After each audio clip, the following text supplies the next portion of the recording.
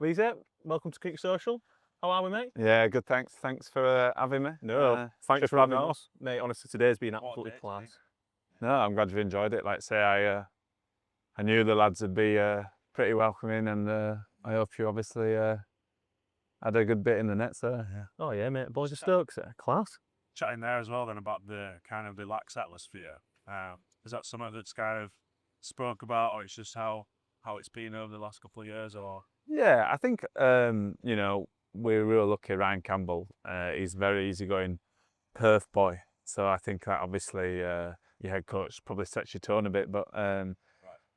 To be really honest, I think the North East lads, and obviously Max has experienced it, I think if you're too regimented and serious, you ain't going to go down very well. So I think it's a bit of horses for courses as well, really. Yeah. How's the captaincy role? Is it something that you always ambitioned to do when you came to the club, or is it? Yeah, it's a tricky one. I think obviously when I started my career at Yorkshire, I think I'd already had some leadership experience. I think I'd always done the academies and second team, and had a little bit of obviously first team captaincy there.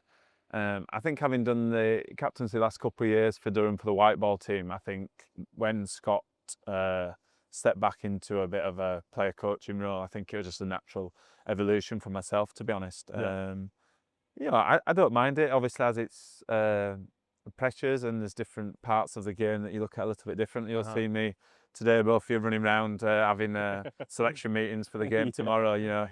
And obviously everyone wants their 2 pennies worth. But I don't mind it, and it's a great group of lads, so it makes it miles easier. And I think you just got to try and be honest as you can with lads and speak to people properly. And Yeah. And that's all you can do. Yeah. What sort of captain are you going to be, style-wise?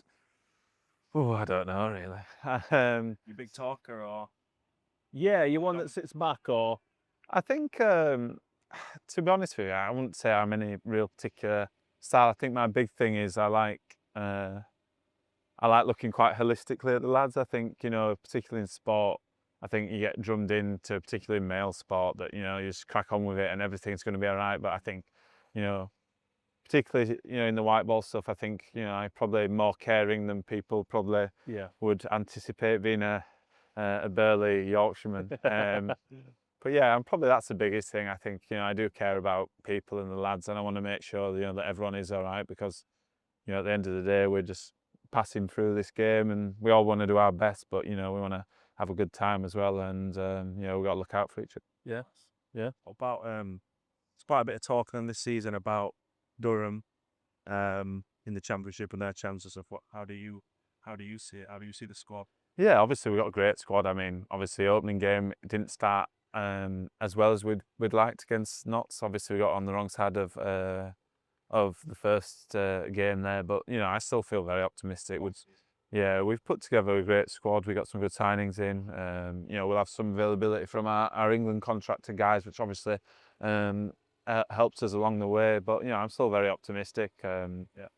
It's a long season. Unfortunately, we will probably lose another game at some point during the year. But I think, like in any sport, it's how you bounce back, and obviously how we perform against Warwickshire. Yeah. How's this week been then, bouncing back in training? Yeah, it's good. I think obviously the tightness of the scheduling is quite tricky anyway. So you haven't got enough time to sulk. Pretty much, we get back Monday evening, Tuesday off. We're back in Wednesday training. Obviously train today, and then we play tomorrow. So it's like that for this block of championship games. So if you linger too long anyway, regardless of your result, good or negative, you're probably not going to play some great stuff, to be honest with you. So it's got to crack on. Yeah. Can't ask for more weather-wise, really, as well, for April. This is crazy. Well, it's been amazing. I think, like you say, since we got back from pre-season, it's been like this pretty much every day. But it feels like you're on pre-season. Well, it's amazing. I mean, obviously, growing up in Halifax and being near the Pennines, I think I'm used to a little bit more rain. Sorry, what's your home club? I was going to... Yeah, we wanted to know. Huddersfield. Yeah, so I am Halifax League, but I do sort of have 2. So I started playing for Bradshaw Creek Club, which is in the Halifax League. Yeah. And then I switched about 13, 14. I moved to Illingworth Creek Club, who are also in Halifax League. Yeah. But they did play in the Aaron Wharfdale at the time. Right. So those are the two the two clubs I do affiliate with. But I also had a year at Lycliffe. I had experience against Max in Highland Swain. Yeah, so for people watching, me and Leezy don't know each other through playing together. It was playing against each other. Yeah, So you had a year at my club now, yeah. in between Yorkshire Moving, and to Durham. here. You signed for Durham when you played for Swain? No, I was still at Yorkshire. Still at Yorkshire. So yeah, so pretty much what happened, I'd obviously had quite a good start to my career at Yorkshire under Gillespie, and pretty much I'd played pretty poorly, and I'd fallen out of favour at Yorkshire. There'd obviously been a change of coach, and yeah, we probably didn't quite align, which is being pretty public. So to be honest with you, I was playing second team cricket during the week. I was playing league cricket on a Saturday. Yeah.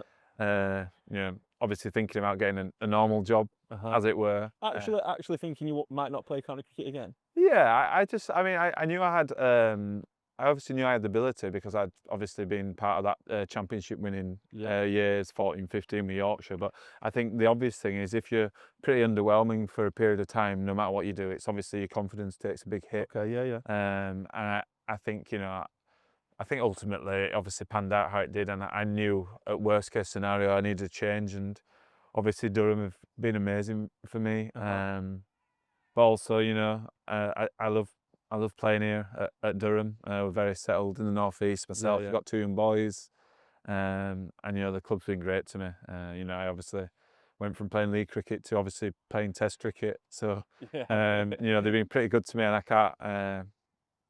can't fault the support they give me. But also, I enjoy playing. Yeah, I guess that is like quite inspirational that you have played league cricket and in such a short period of time.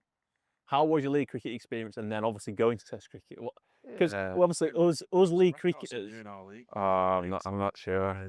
Honestly, not sure. Did that kind of did it reinvigorate your game after you were kind of down dumps, or just kind of? Yeah, I think it just obviously gives you, there's obviously levels to whatever you do, and I think the perspective, obviously going to play league cricket, which, there's no disrespect to league cricket. I think loads of people apply the trade and they play socially for fun, or you might pay for a holiday for a couple of people. I think it's great. The involvement is great, but I think, like say, from going from playing regular first team cricket and like England A team stuff to then play league cricket, obviously it's a humbling experience no matter who you are. So I think the biggest thing obviously for me is I think I needed some cricket, so I needed to play. So that didn't bother me. But I just think I think it's just a good life lesson. I think we all have ups and downs in our careers and in life, and I think I just didn't want that. I didn't want that period to define me as a cricketer, and I think that was my biggest motivation to obviously get back to,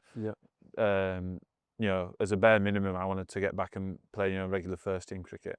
And then, I always still had even though I wasn't very confident, I still did have that, in my subconscious inner drive that I still wanted to play Test cricket. And, like I say, I think it's pretty conclusive that, that period didn't define my career, and I'm pretty proud of that, and like I say, I think massive testament to yourself. Then between Swain and then obviously getting free on. Yeah, I think I played Highland Swain 2018. 18 it'll have been, yeah. And I think I made my debut in the West Indies in maybe January or February 2022. Yeah. 22, yeah. Awesome. So obviously it was relatively short time frame, but like I say, it's and then the same levels again. Obviously, Test cricket, I privileged that I obviously played, and I still have that ambition to play again if I get selected again. That is another thing, but same thing. I sort of felt like I left quite a bit out there. Right. I feel I obviously should have done better than what I did, but the reality is, I've done what I've done, and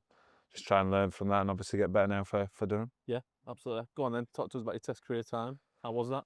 Yeah, what, I obviously, that year was obviously brilliant for me, and I'm sure when I retire, I think I'll reflect on that, more fondly than what I probably look at it now. Like I say, I probably see it now as missed opportunities. Right. Okay. Yeah.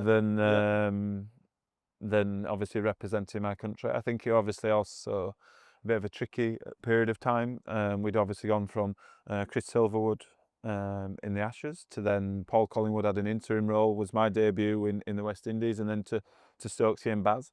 So I think also even from a stylistic point of view as a playing, you know I can sort of play traditional cricket, but I also know I can play quite counter-attacking cricket. So I think I found the challenge of trying to change to play counter-attacking again to when I've been batting attritionally, because Chris Silverwood was picking guys who bat all day and make 100, to then make a quick change in international cricket really, then play more counter-attacking, I think was probably my biggest challenge. Like I made really good starts and I was good against 20, but you know I just think, you know, if I'd have maybe played a bit more fluid prior, you know, if I'd have made a couple of those starts into big hundreds, you know, obviously you afford yourselves more opportunity. But obviously I didn't do that, and you know I'm big enough to accept that. But that's probably the thing that probably lingers with me the most. Okay, right. So it felt like a little bit of a confidence, not a confidence thing, but yeah, no, like obviously you're into international cricket. I think you know that confidence. I think before you make like your big 100, you're probably doubting yourself. I think, like I say, it's the biggest thing was more the style in which I played. Yeah. The change was quite challenging. Yeah. Yeah. How many of those games were in the Baz era? So I had 7. Your last game where that big chase against New Zealand. Yeah. So Was that the last game? no. So my last test I played, we played South Africa. We chased a total. Means that put on 100. Yeah. But I broke my finger quite early door in that innings. I broke my finger on about 10 to Rabada. Yeah. But being a stubborn Yorkshireman, I just obviously didn't refuse to get physio on, or I just thought, you know, I just try and get through it. And I knew also I needed a score. The reality was, like, you know, I needed a score to try and obviously keep my place for the winter. So I'm sure if I watched that innings back, it probably wasn't the best quality innings. I think I got 38 or 39 in the end. Yeah. But I couldn't obviously hold the bat because I'd broken my finger. Which hand? In my top hand, yeah. So it was a bit of like I say, it was a bit of a tricky one. Even in my last innings, it was one of those thing. But yeah, we had a few really good run chasers, obviously in that summer. And like I say, we beat New Zealand. We had a one-off test against India, and we drew the series because it was a COVID test. Edge bastard. Yeah, that's correct. Yeah, and that was another record run chaser thing. Johnny, that's when Johnny was on fire all summer, and then obviously we beat South Africa. So you know, to have 2 obviously test series wins in your career internationally is amazing. And you know, the other thing for me too is I have got 2 young boys, so they're 3 and 4 now. But at the time too, I think I reflect too, like even though they won't remember, I think I'll be quite proud that, you know, both my kids obviously watched me play international cricket. You know, they came to Lords, Old Trafford, like that sort of stuff. I think when I reflect, I think I'll be more appreciative probably of what I've done. It's the competitive side as well. Yeah, I always feel like you can come back and want to do more, but at the time, yeah, I think as well for me as well, I'm still in the midst of it. Like, I think we've seen under Baz and Stokesy their selection obviously now with Bethel in particular, and the guys that are obviously picking on the Lions, they're probably looking, you know, not for everyone, but generally they're probably looking younger than me now. You know, I'm 31, which we all know is not old in the real world, but in sport, it is old. So I think, you know, I still have that ambition and drive, and that is still my focus. But if it doesn't happen, you know, what can you do, sort of thing. So you're not having a bad career. Yeah, I'm doing okay. I think we always want more, don't we? We always want more, Max. But yeah, it's brilliant. I love it. Lisa, pleasure. Yeah. Honestly though, like, honestly, thanks for today, mate. It's been absolutely class. No, Good luck. Hey, good luck tomorrow.